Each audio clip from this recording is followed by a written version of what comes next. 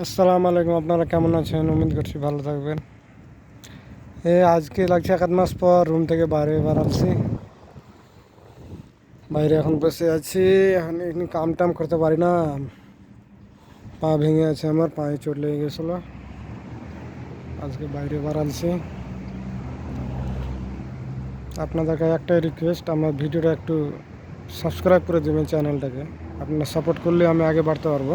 হ্যাঁ, আগে বাড়তে পারবো। সাপোর্ট করলে আপনারা বাড়তে পারবেন। দেখাচ্ছি আমার পা কীভাবে ভেঙে আছে। দেখেন, পা ভেঙে আছে, 1 মাস হয়ে গেলো প্লাস্টার করছে সৌদি আরবে। 1 মাসের উপরে, মানে 2 মাস এরকম বসে আছে। এত কষ্ট। 6 মাস হয়েছে, নাহলে তো বাড়ি চলে যেতাম, দেশে চলে যেতাম। কিন্তু 6 মাস হয়েছে আসা, ওই জন্য দেশে যাই না। এখনও পাটা ঠিক হওয়ার ইন্তজার করছি।